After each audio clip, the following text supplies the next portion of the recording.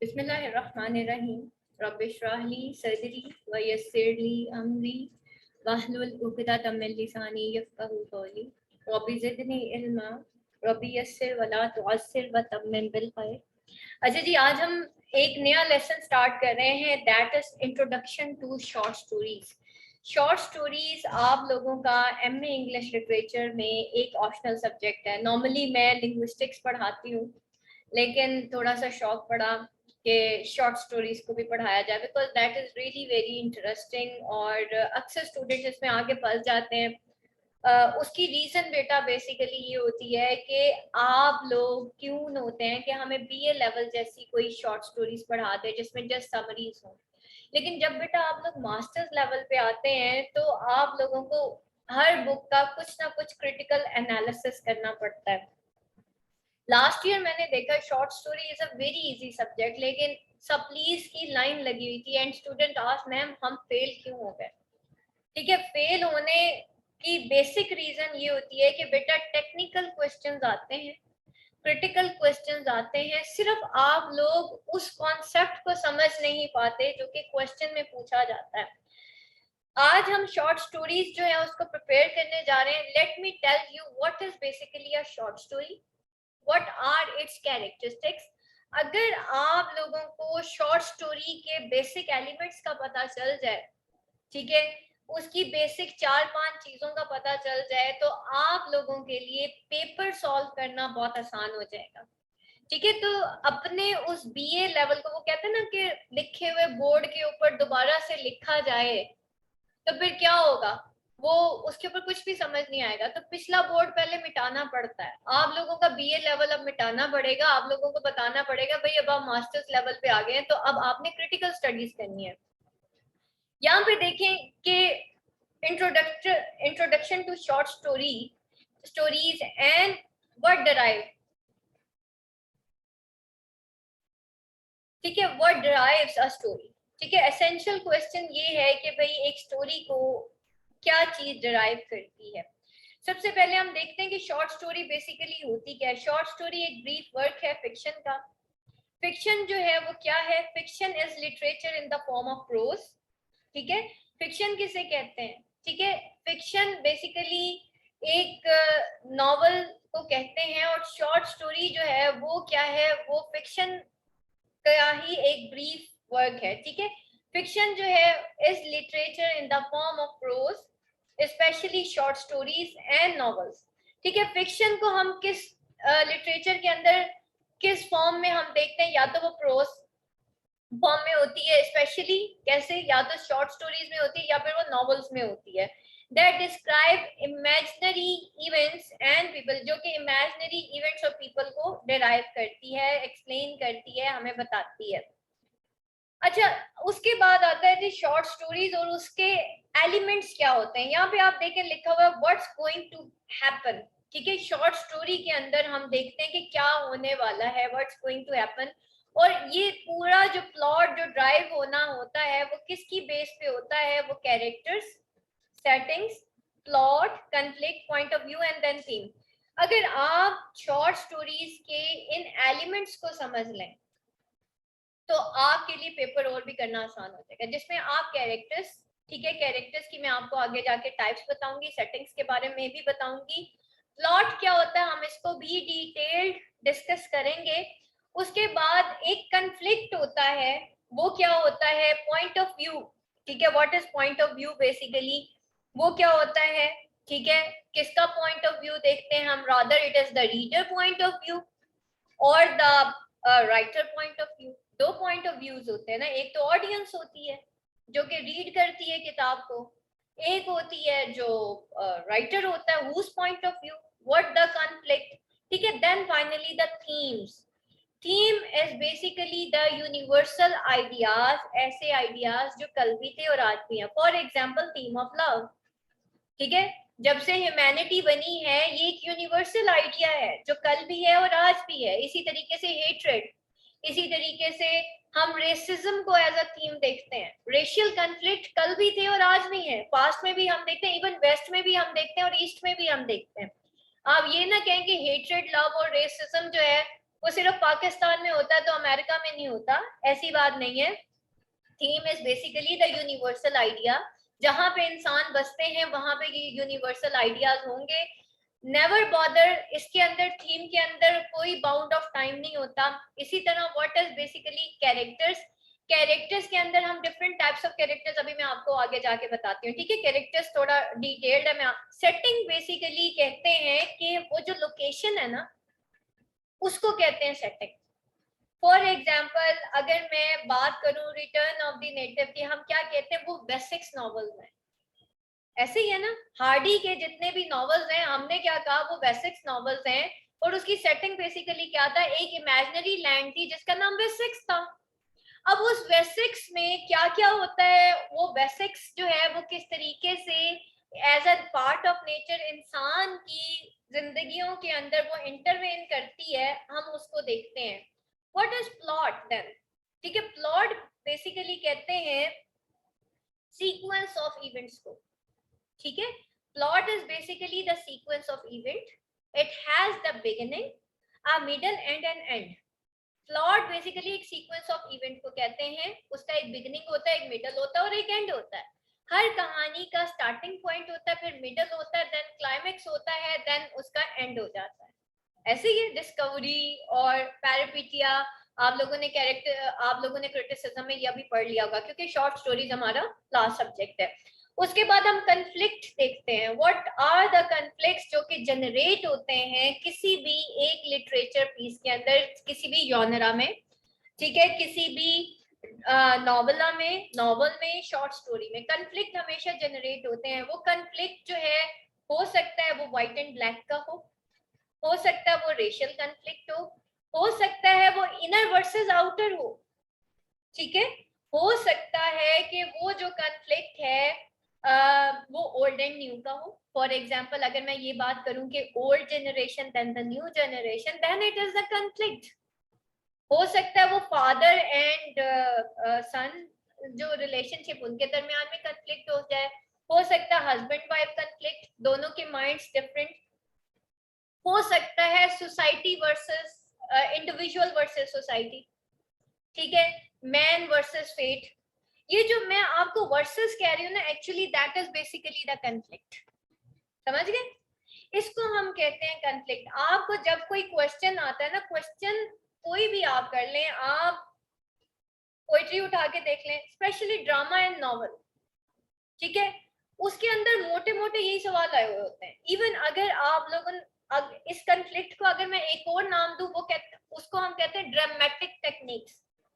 Dramatic techniques basically क्या होती है, यानी कि एक कोई भी लिटरेचर पीस के अंदर एक मजीद कोई बेहतर आइडिया आ जाता है, उसको हम ड्रामेटिक, उसके अंदर कन्फ्लिक्ट्स जनरेट होते हैं, एकदम से क्लाइमेक्स आ जाता है। और उसके अंदर जैसे हार्ट ऑफ डार्कनेस की बात मैं करूँ ना, तो उसके अंदर कौन सा मेजर कन्फ्लिक्ट क्या था, एक तो रेशियल कन्फ्लिक्ट तो था ही, व्हाइट एंड ब्लैक का भी था, ठीक है। तो ड्रामेटिक टेक्निक से क्या होता है, एकदम से सिचुएशन चेंज होना शुरू हो जाती है। यानी कि कन्फ्लिक्ट्स जब जनरेट होते हैं तो सिचुएशन ड्रामेटिक टेक्निक्स की वजह से, वो जो आपका एक होता है ना कि यहाँ पे देखे ना लिखा व्हाट गोइंग टू हैपन, क्या है बेसिकली ये अब उसके अंदर और इंटरेस्ट पैदा करता है कि what is going to happen भाई।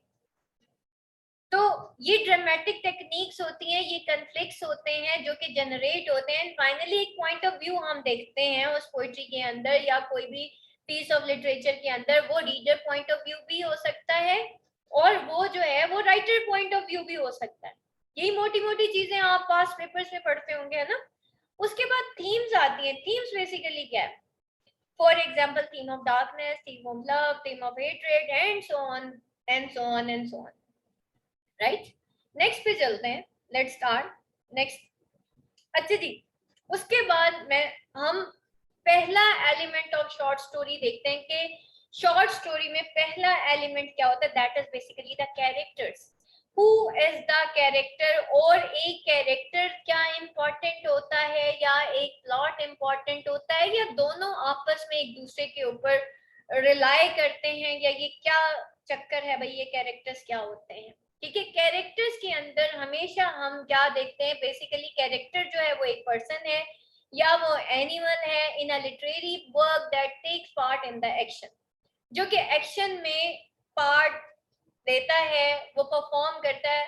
अच्छा, उसके अंदर हम देखते हैं कुछ फॉयल कैरेक्टर्स होते हैं। फॉयल कैरेक्टर्स बेसिकली क्या होते हैं?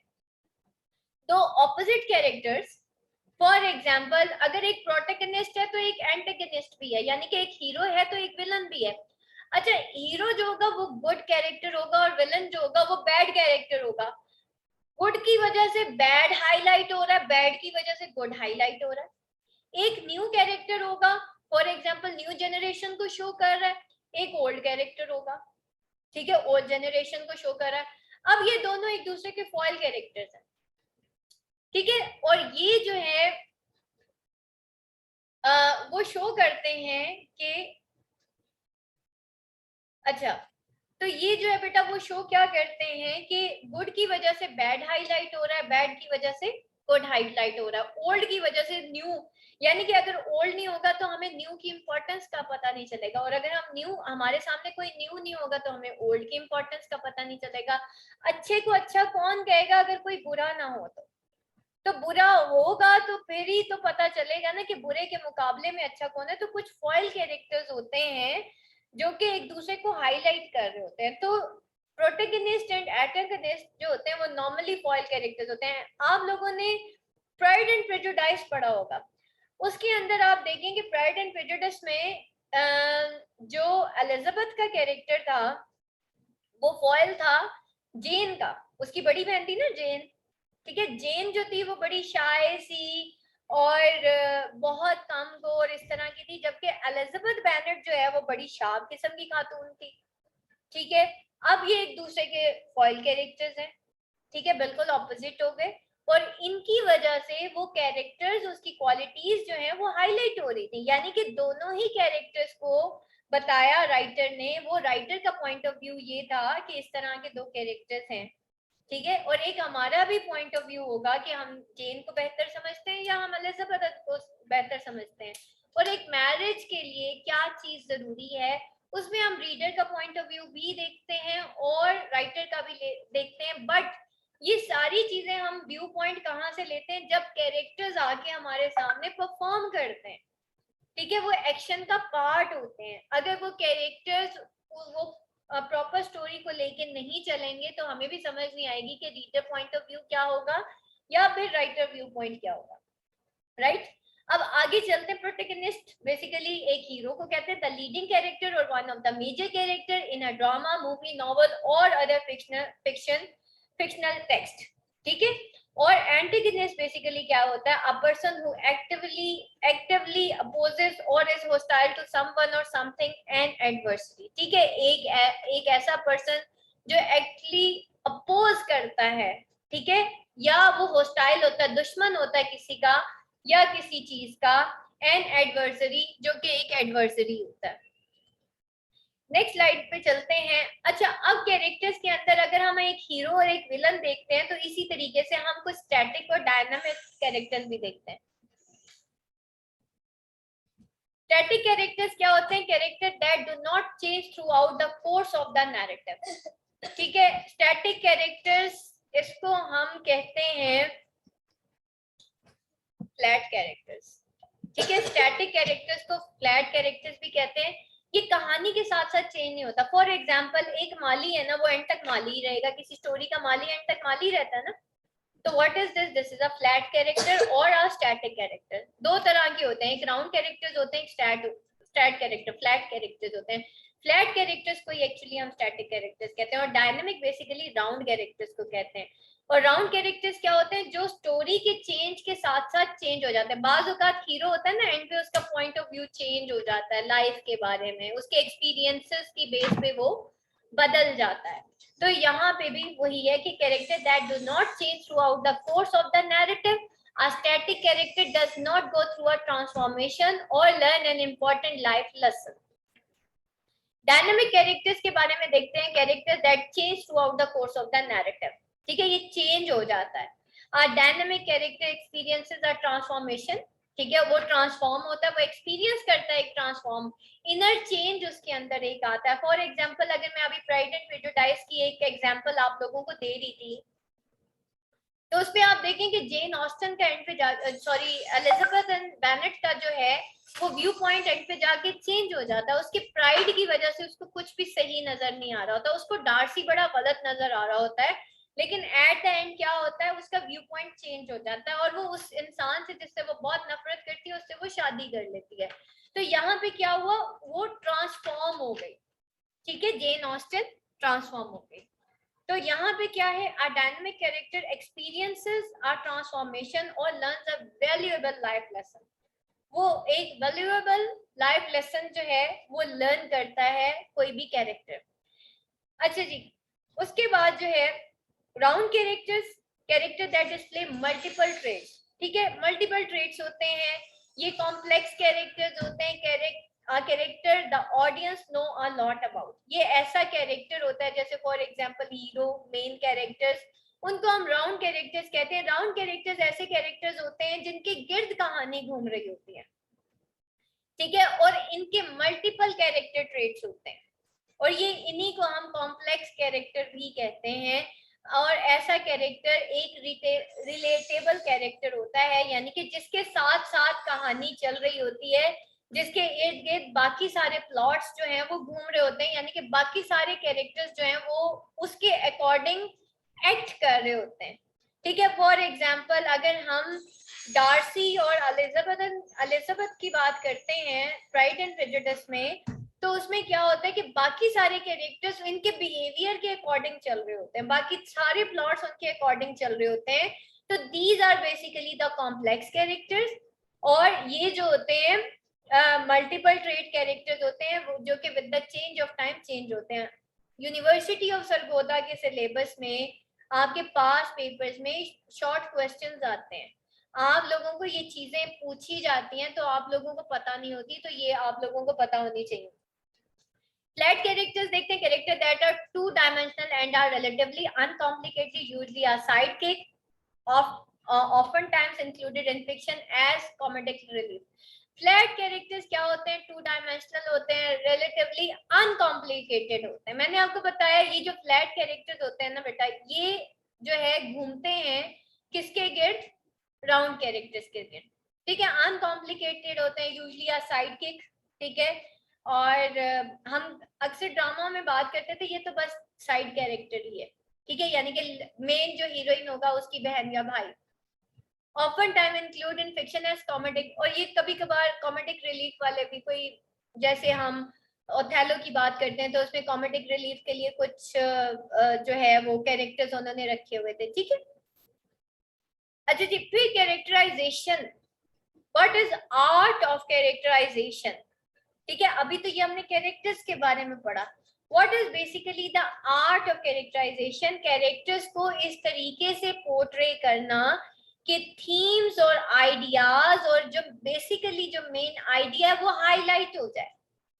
ठीक है, और जो है उसमें जो एक ड्रामेटिक एक उसका इम्पैक्ट है ना वो एनहांस हो जाए, तो इसको बेसिकली कैरेक्टराइजेशन कहते हैं। कैरेक्टराइजेशन के अंदर हम क्या क्या देखते हैं, the writer makes different statement about the character personality and tells what the character is like. ठीक है, कैरेक्टर में कैरेक्टर पोर्ट्रेयल होता है। कैरेक्टराइजेशन में, आर्ट ऑफ कैरेक्टराइजेशन में हम ये देखते हैं कि कैरेक्टर को किस तरीके से पोर्ट्रे किया है। फॉर एग्जाम्पल अगर हम जो है बात करते हैं, चले प्राइड एंड प्रेजुडाइस की बात करते हैं, एलिजाबेथ बेनेट की बात करते हैं, तो एलिजाबेथ बेनेट जो है वो बेसिकली कैसा कैरेक्टर था। ठीक है, वो बहुत ज्यादा प्राउड थी, बहुत स्ट्रेट फॉरवर्ड थी, जजमेंटल बहुत ज्यादा थी। तो बेसिकली ये क्या है कि उसकी पर्सनैलिटी ट्रेट्स जो हैं उस कैरेक्टर, उसको किस तरीके से बताया जा रहा है उसको हम कहते हैं कि ये आर्ट ऑफ कैरेक्टराइजेशन है, जिस तरीके से इस कैरेक्टर को एलेबोरेट किया गया है। तो उसकी पर्सनैलिटी और फिर tells what the character is like. Think adjectives, character descriptions, what has author told you, author ने आपको क्या बताया। इनडायरेक्ट, ये तो डायरेक्ट कैरेक्टर्स हो गए। इनडायरेक्ट कैरेक्टर क्या होता है, the writer reveals information about a character and his her personality through that character thought words and action, also along with how other characters respond to that character, including what they think and say about her. Indirect characters क्या होते हैं? Indirect characters वो characters होते हैं the writer उस character के बारे में रिवील करता है कुछ इन्फॉर्मेशन. एक तो होता है ना कैरेक्टर ने खुद से एक्ट करके बता दिया कि मैं ये हूँ. एक वो होता है या तो हम थ्रू राइटर देखते हैं कि ये कौन है, या फिर उस ड्रामा के अंदर या नॉवल के अंदर बाकी सब बता. कर्ट्स का कैरेक्टर याद है किसी को हार्ट ऑफ डार्कनेस में? Who reveals who is the Kurtz? ठीक है, हमें एंड पे पता चलता है भाई वो तो इवल कैरेक्टर था और हम तो इसको हीरो समझ रहे थे. तो कर्ट्स का कैरेक्टर एक इनडायरेक्ट कैरेक्टर था. ठीक है, हम देख कहते हैं ना कि व्हाट हैपेंस टू मार्लो जब वो कर्ट्स से जाके मिलता है. तो बेसिकली कर्ट्स का कैरेक्टर एक इनडायरेक्ट कैरेक्टर था. उसका पोर्ट्रेयल जो है वो बेसिकली कुछ इस तरह से हुआ कि भाई through the character thoughts words and action. ठीक है, तो हम उसके बारे में क्या पढ़ रहे थे कि वो जीनियस है और इस तरह से है, और एंड पे जाके मार्लो ने क्या डिस्कवर किया अबाउट कर्ट्स. ठीक है, तो that was an indirect character along with how character respond. Marlow ने उसको देख के उस बेचारे के साथ हुआ क्या? मार्लो के साथ कि जो वो एक्सपेक्ट कर रहे थे कर्ट्स तो वो निकला ही कोई नहीं. ठीक है, तो बेसिकली कर्ट्स का कैरेक्टर तो फिर इनडायरेक्ट कैरेक्टर हो गया ना. Including that they think say about him her. Think verbs, character section. What can you infer from character section and interactions with other? आप क्या infer करते हैं उस character के action में? आता है ना question, who is the hero of Heart of the Darkness? ठीक है, rather इसी तरीके के हम सैटर्न के बारे में भी तो यही पूछते हैं ना, who is the hero of Paradise Lost? तो सैटर्न जो है वो अपने एक्शंस के थ्रू, तो अब हमारे ऊपर आ गया ना कि भाई हम कैसे एक्सप्लोर करेंगे. तो हम उसके जो है वो वर्ड से और राइटर की डिस्क्रिप्शन से एक्सप्लोर करते हैं कि who is basically the Saturn. अच्छा, अब आ जाती है सेटिंग. सेटिंग क्या होती है? Setting basically time and place को कहते हैं. ठीक है, वो वक्त, वो दौर और वो प्लेस जहां पे कहानी जिस दौर की लिखी गई है. क्रूसिबल याद है?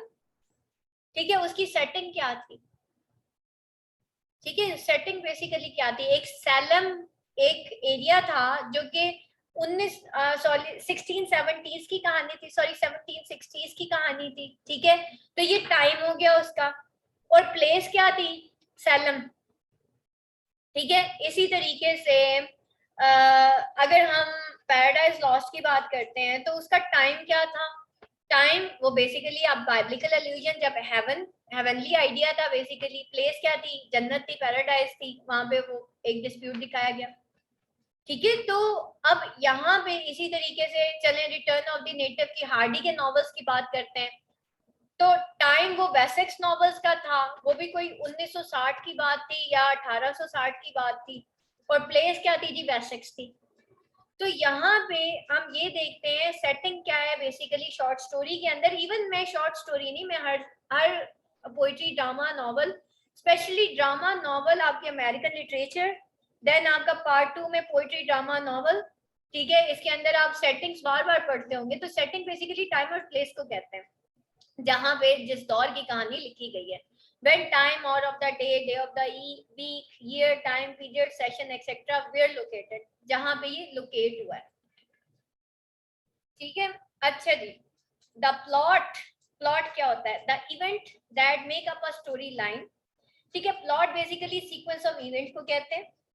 ठीक है, इसका एक बिगिनिंग होता है, एक मिडल होता है और एक एंड होता है. ठीक है, और इसकी कुछ डायग्राम ना इस तरह से बनी होती है. अगर आप क्रिटिसिज्म पढ़ेंगे तो इसकी डायग्राम पता कैसे बनी होती है? इसकी डायग्राम कुछ इस तरह से बनी होती है. ये देखिए ऐसे होता है.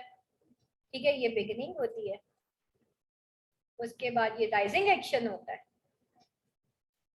ये और ये. और इसको अब हम क्या कहते हैं कि this is basically the exposition. ठीक है, मैं छोटे शॉर्ट वर्ड्स लिख रही हूँ. उसके बाद यहाँ पे देखें आप, इसको हम कहते हैं राइजिंग. ठीक है, मैं शॉर्ट लिख रही हूँ, राइजिंग एक्शन. ठीक है, और इसको हम कहते हैं जी ये क्लाइमैक्स है, राइट. और इसको हम कहते हैं जी ये फॉलिंग एक्शन है. हम लोग क्रिटिसिज्म में प्लॉट पढ़ा हुआ भाई, रेजोल्यूशन बेसिकली एंड होता है, यानी कि वो रेजोल्यूशन का मतलब है कि जी एंड हो गया कहानी का और हमें कहानी एक जो है एंड को पहुंची। अब यहाँ पे देखें प्लॉट बेसिकली क्या होता है, ठीक है, एक एक्सपोजिशन यानी कि बिगिनिंग, फिर राइज होता है एक्शन, ठीक है, उसके बाद एक अचानक से क्लाइमेक्स आता है जिसमें कंफ्लिक्ट जनरेट होता है, फिर उसके बाद फॉलोइंग एक्शन होता है और फिर वो रेजोल्यूशन। इडिपस रेक्स सबने पढ़ा होगा, ठीक है, उसमें बिगिनिंग क्या थी, थीव्स के लोग थे, ठीक है, राइजिंग एक्शन क्या था कि वो कहता है कि भाई अब तो मैं किंग लॉयस के जो है वो ढूंढूंगा उसके कातिल को। क्लाइमेक्स कहाँ पे होता है, जब वो ये कहता है, जब उसकी बीवी उसको मना करती है, टेरिसियस और क्रियोन का और एडिपस रेक्स का आपस में कंफ्लिक्ट होता है, जनरेट होता है, उसकी बीवी उसको मना करती है कि भाई तुम नहीं जाओ, टेरिसियस उसको मना करता है, मतलब तुम इस तरह मत करो, मजीद तुम तजस्सुस में मत आओ, बट वो नहीं मानता, ठीक है। उसके बाद वहां से फॉलोइंग एक्शन स्टार्ट होता है, कब, जब रिविलेशन ऑफ ट्रूथ होती है, करते करते करते करते एंड का होता है जब ईडीपस अपनी जो है वो आंखें घोंप लेता है, ठीक है, और वो सारी चीजें रिवील हो जाती हैं जो कि फिर हम ट्रेजेडी देखते हैं, राइट। अच्छा जी, उसके बाद आगे चलते हैं। प्लॉट में basically plot the event make up a story line, exposition introduces background information about event setting character etc to audience or reader, ठीक है, कहानी शुरू होने से पहले हमें पता चल जाता था कि भाई थीव्स के साथ ऐसे ऐसे हो चुका है, ठीक है, वहां पे स्पिंक्स है या वहां के लोग मार रहे हैं, खुशहाली हो गई है या सो ऑन, ये मैंने बेटा आपको सारा ये बता दिया कि ये इस तरह की कुछ डायग्राम होती है ये, और इस तरह से हम आगे चलते हैं। अच्छा जी, उसके बाद inciting incident, exposition beginning को कहते हैं, inciting incident the event that sets the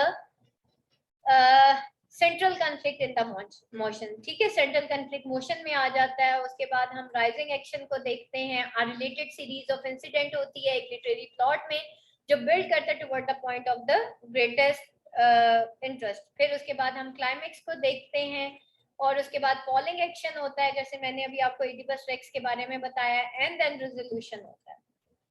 conflict basically क्या होते हैं, ठीक है, कंफ्लिक्ट आपके शॉर्ट स्टोरीज में कंफ्लिक्ट से रिलेटेड भी क्वेश्चन आया होता है, अगर ये पॉइंट्स आपको पता चल जाए तो आपका बड़ा आसान आपके लिए पता चल जाएगा। कंफ्लिक्ट बेसिकली एक लिटरेरी एलिमेंट होता है जो इन्वॉल्व करता है struggle between two opposing forces, usually a protagonist and an antagonist.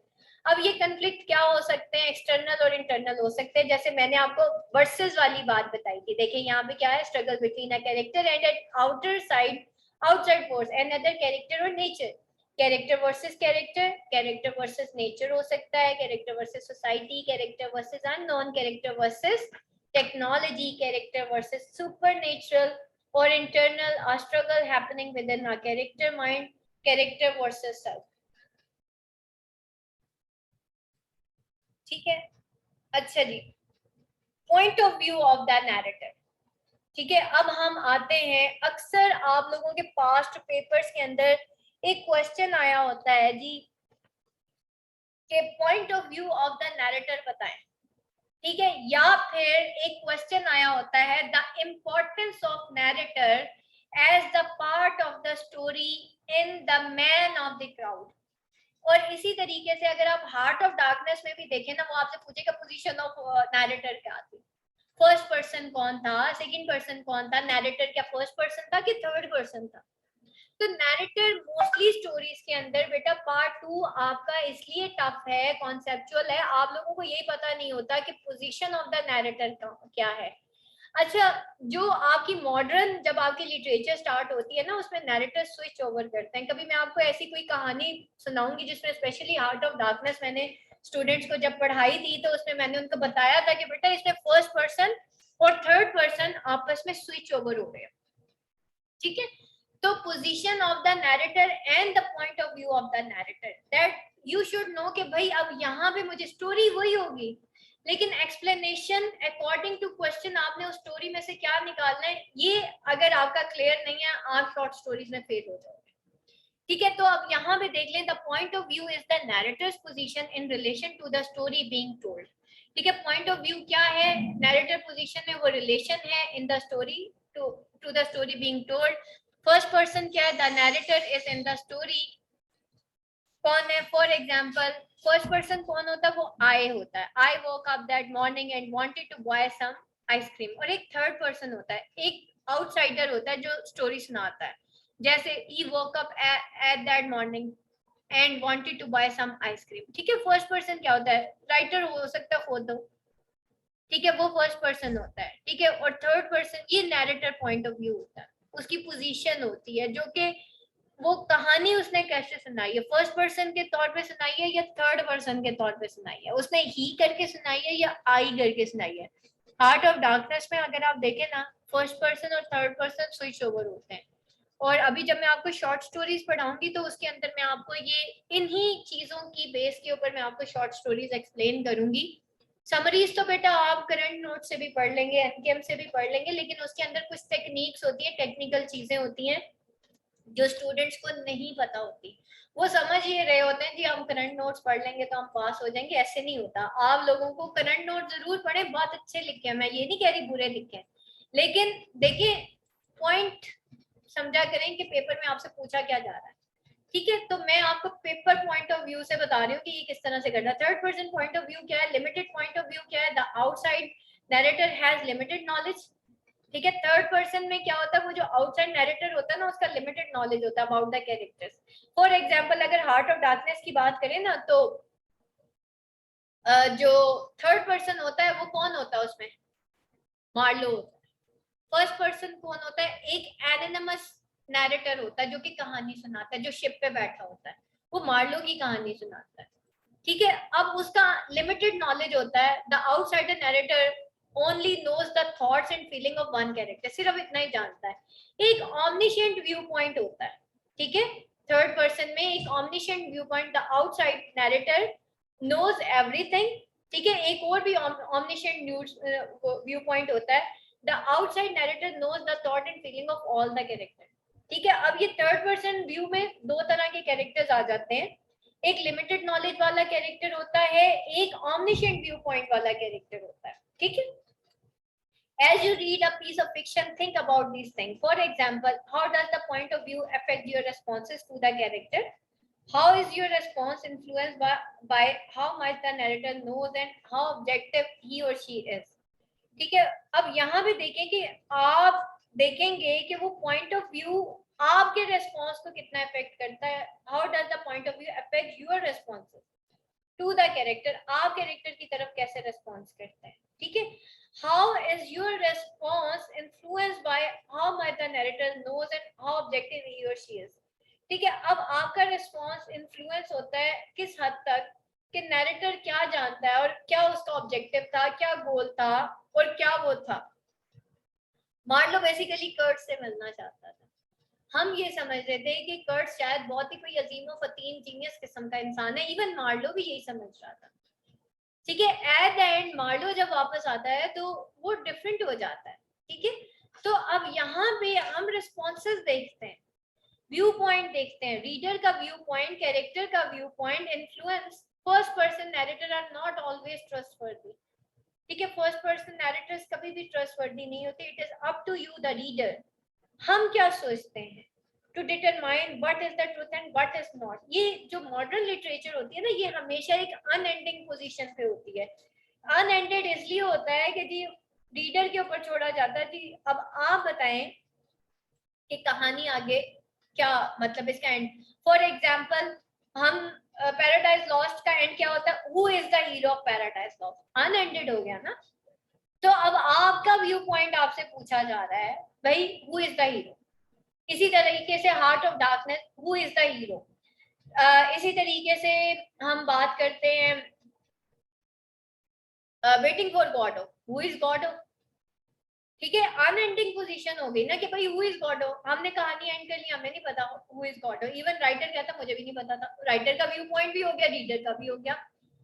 अच्छा जी, अब चेरी ऑर्चर्ड हम पढ़ते हैं, चेरी ऑर्चर्ड में व्यू पॉइंट क्या होगा? Cherry is cherry orchard tragedy और कॉमेडी? अब रीडर से पूछा जा रहा है कि भाई आप इसको क्या समझते हो। ठीक है, आप उसको ट्रेजेडी समझ रहे हो, आप उसको कॉमेडी समझ रहे हो, या फिर ये कोई ट्रेजी कॉमेडी है। ठीक है, तो अब आपके ऊपर है इसी तरीके से आपसे व्यू पॉइंट पूछा जाता है कि हेडा गैबलर के डाउनफॉल में कौन जो है वो क्या सोसाइटी का उसमें रोल था कि हेडा गैबलर की ट्रेजेडी हुई, या हेडा गैबलर का खुद रोल था, या वो एक मैल फंक्शन एक विमेन थी। ठीक है, अच्छा थीम क्या होता है? Theme is the central message of the story. Ask yourself what is the author trying to teach me through this story. Most often it be inferred rather than directly stated. Theme topics देख लेते हैं जी। One or two broad words, example, choices, regret, journeys, adventure, love, happiness, empathy, isolation. Theme statement, a lesson the reader learns from the text, a universal truth, always written as a statement, explain, live discussion can be hard, regret can still। वो है ना Oedipus racks में and पे क्या होता है, वो कहता है तुम्हारी आंखें किसने गोपी, कोरस पूछता है ईडिपस से, तो ईडिपस कहता है कि मेरे अपने हाथ थे, इट वाज मी, जिसने आंखें ब्लाइंड की थी, मेरी किस्मत में नहीं लिखा हुआ था। तो वहां पे वो पता चलता है जी फ्री विल ज्यादा एनहांस हो गई।